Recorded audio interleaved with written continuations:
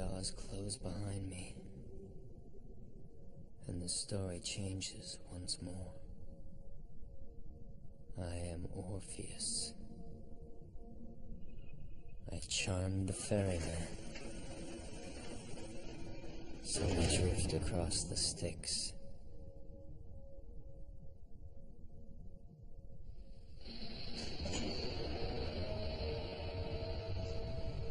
And into the underworld. It's hard to see. I'm almost missing the hum of fluorescence in the cubicle barnyard. It's getting warm. I imagine little pitchforks in my skin and the torturous gaze of a succubus that looks like Sandra.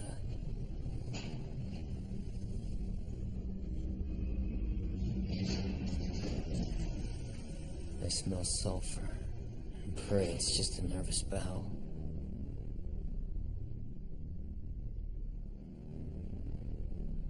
Don't lag, Matthews. Almost there.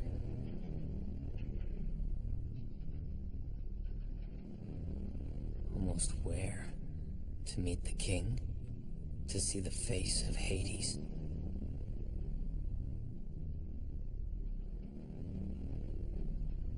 The tech head is here. What's the status? Well, Colonel, I'd give about 4 hours before we get saturation with the haloperidol and his status drop into range. Good. Christ, this is starting to make sense.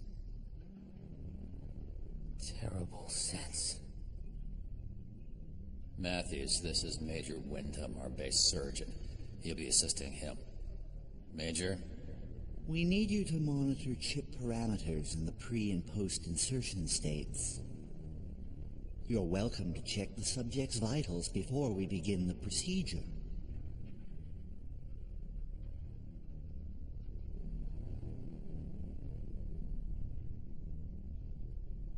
The story ends, and reality comes flooding in.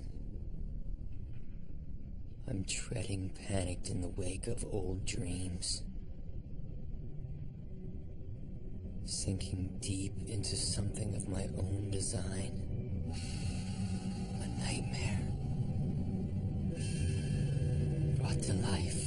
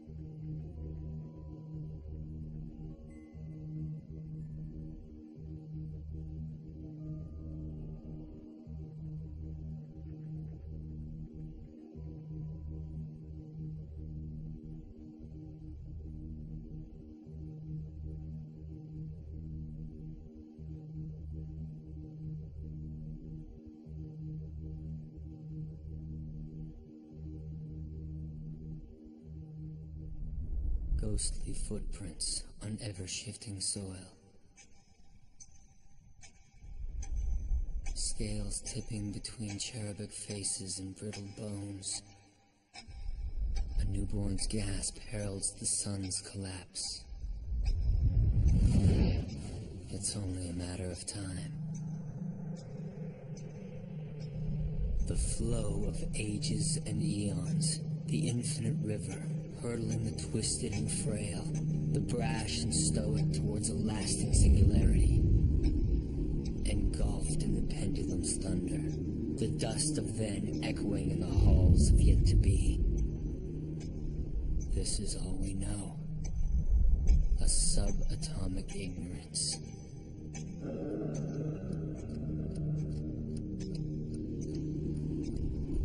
denying the truth of the Tesseract.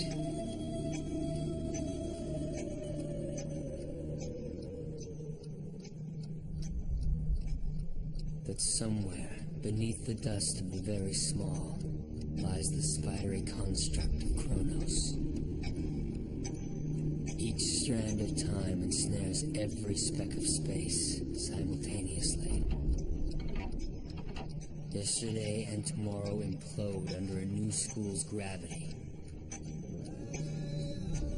And we take the test of the Tachyon. Bags packed ripe with negative mass.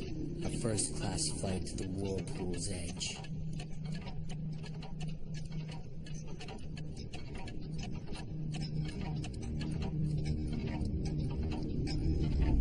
A time without time. On the event horizon. The truth is here.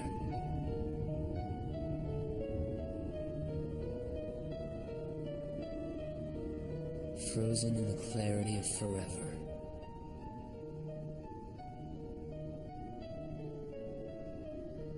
We cannot hope to remember or dream of forgetting, because it was always here.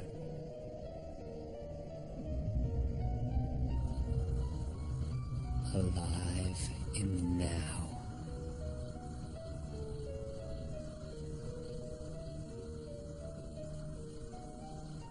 I'm a mile underground, buried deep beneath the clockwork world, sealed away from all things comforting, all faces familiar, and somehow beyond anything that resembles sense.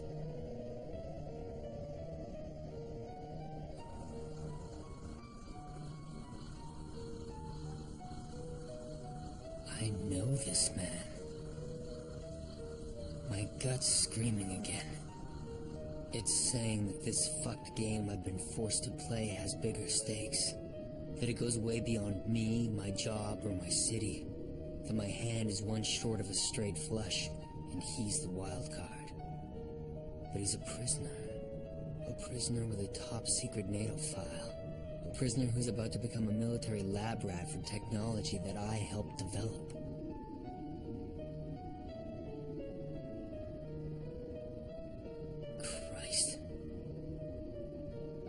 Keep swallowing. Push down the guilt tide. Keep the head clear. Focused. I might have an ace. Maybe. But right now, just hold the cards close. And size up the players. Status report, Wyndham. He looks catatonic. Not at all, Colonel. Not at all. The haloperidol has softened his neurals. His output's a steady 5 hertz, a good clean theta. Layman's terms, Major. Oh, yes. Well, his brainwaves are maintaining a perfect pre-sleep state. Aware yet unconscious, receptive but distant, both lucid and... The short version, Major. Yes, time. Sorry, sir. According to the firm's data, the drug calms the brain long enough for the implant to bond at the receptor site and match the host's pattern. The implant is self-activating. We simply make the correct incision and place it on the nerve.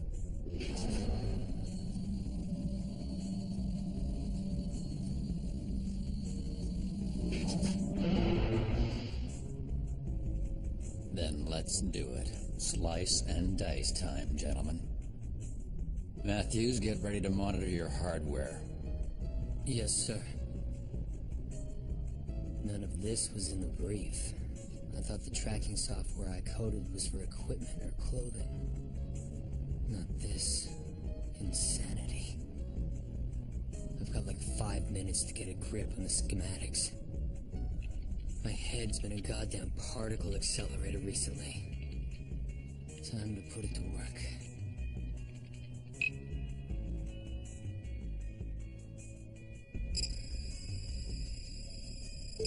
The finished chip. Nice. The two-circle logo's new. A symbol of a man-machine bond, maybe. But which nerve's the target?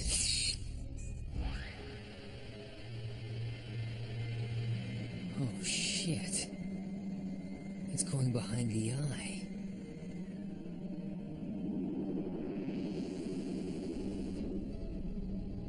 This isn't necessary. It's only a tracking device. Unless... it's not a tracking device. God bless those copies of New Scientist in the can at work. Unbelievable. So that's why they used the drug. This test readout has the chip feeding neural bundles to the brain. Not just to any old lobe, but on a specific path. That begins with sensory relay in the thalamus. And ends in the amygdala.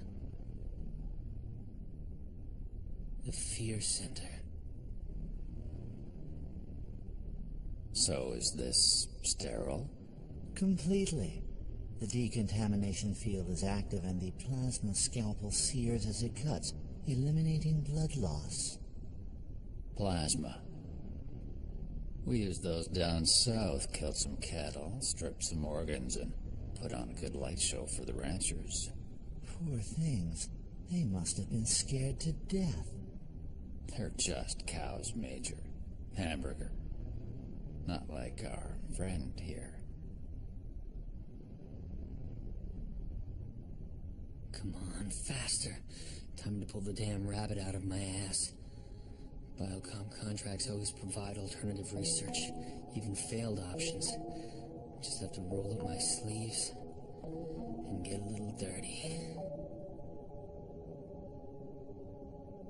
Now, gentlemen, before we begin, it's clear that the subject at some time in the past received an invasive ocular trauma, resulting in clinical blindness in the left eye. Therefore, we will perform the procedure on the healthy one. A small dose of succinylcholine was added to his IV, inducing temporary paralysis in the major muscle groups. This allows for a conscious corneal incision with minimal resistance. Got the subdirectory. Moving so fast, network's lagging.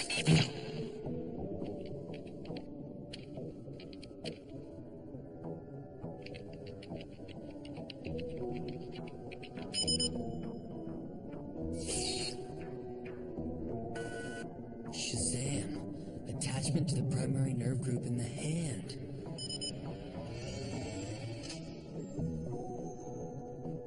Now, for the car, the boat, the Maui condo, and the double-jointed Thai girl. Did it work?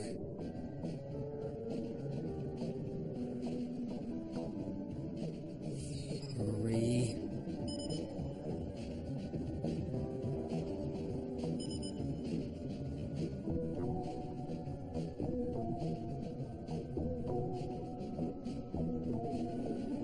Hurry. Yes. Wait. What? Is there a problem with the implant? It's not that. There's no need to risk this man's vision. Biocom tested an alternative. See, fusing the chip with these nerves in the hand has the same effect. Straight up the spinal column to the same areas of the brain. You weren't asked for an alternative, Matthews. One moment, Colonel. Let me see this. Same transfer rate, low infection incidence. The optic and nasal thalamic nerves are closer to target, but the dense spinal root more than compensates. Are you sure about the numbers? Biocom wouldn't risk a strategic partnership with fudged results, sir. Well, I'm satisfied. Are you sure, Wyndham? Comparative healing times are the deciding factor. The hand is clearly the more resilient option. It just needs your okay. Fine. Proceed. First, a short incision through the surface derma.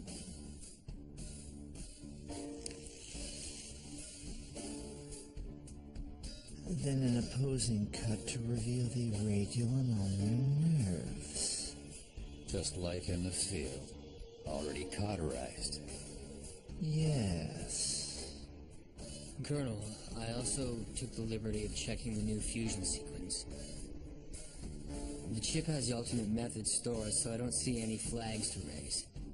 Flags? That's funny, coming from a smug sack like you. Ever fought for one? Ever killed for one? You'd know your place if you did. Just back off and finish your job. Now we peel back the derma.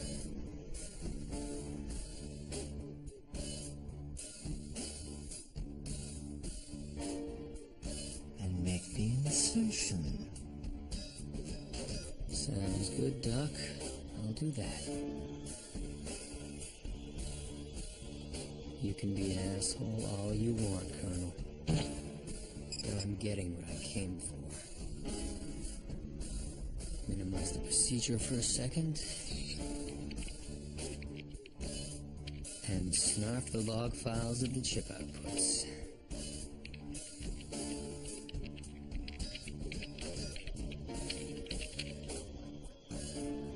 They'll try to lock out my password.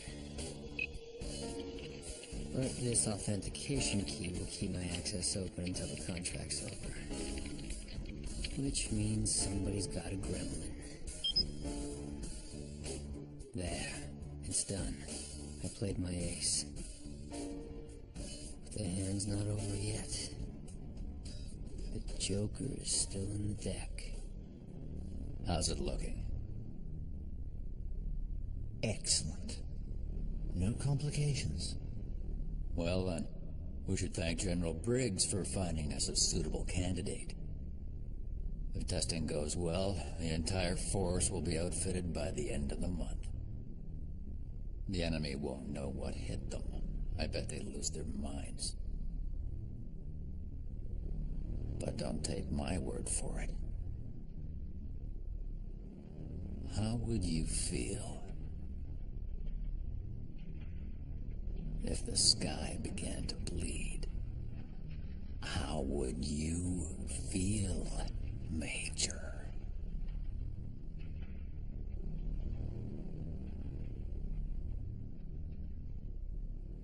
Excuse me, Colonel. The chip's working within recommended parameters. Everything looks good. What next? You'll be returned to the city this evening, Matthews, along with our pioneer here. He's being taken to the Saudi Arabian consulate a couple of blocks from you. We know the procedure now, and that makes you redundant. You had 3 weeks on your contract here, so take a vacation. And Matthews, what you've witnessed directly pertains to national security. If you're as smart as you act, you already know the punishment for treason. Rest assured, we'll be watching.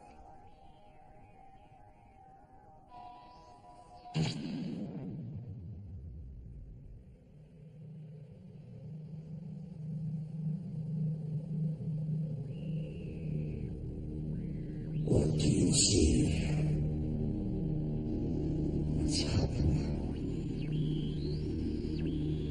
It's really happening. Yes, old friend.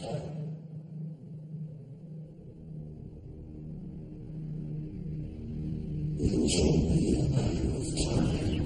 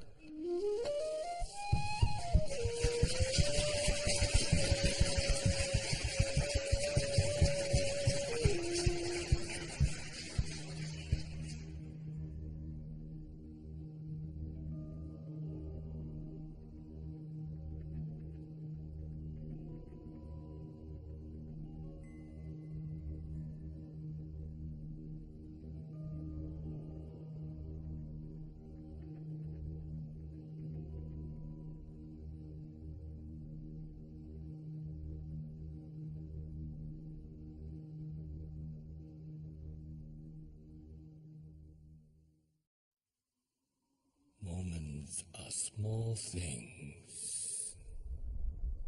They drift through the mind's night sky like old snow.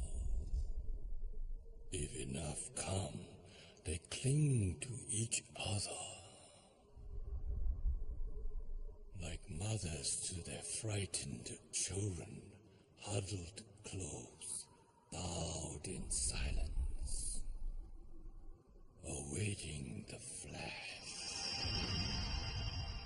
that will freeze them into memory.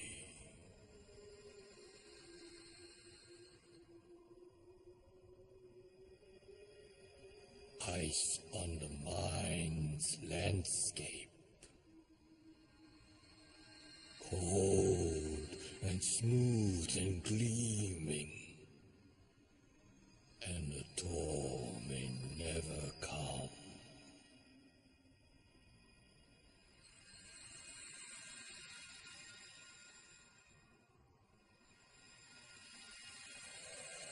Many years ago, a wise man sat in the heart of his order's temple.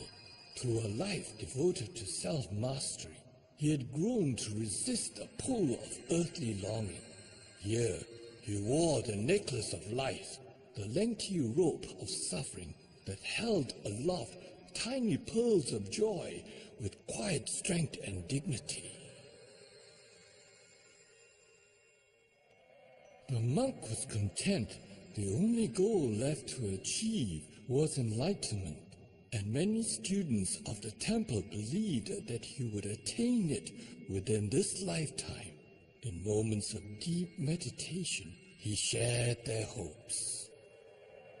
And then one late summer's day, with the sweet scents of sakura and pine filling his deep inward breath, a man came to him.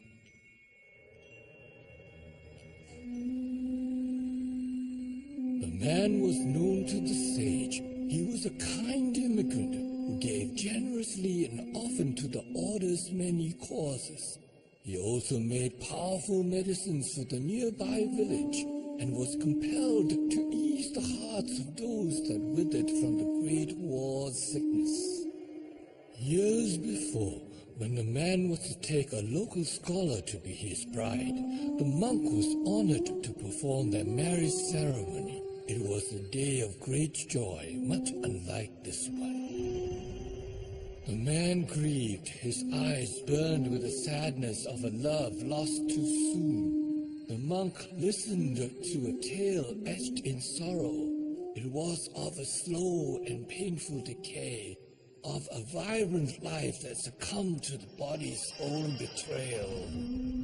He listened to the man. He could hear the gathering clouds of regret and doubt, the sharp thunderclaps of bitter rage, and something stirred.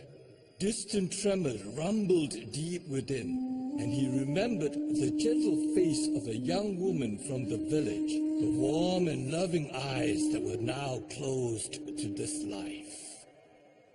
But great discipline had trained his mind, honed it to let the storm of emotions pass through him like winter wind. He spoke softly, telling the man that a radiant lantern may dim and cease to pierce the darkness, but that a sunrise will always follow. The words were lost on the wind and replaced by something else. The man was due to leave the village that very day, and came to the monk with the sole request he would give something to him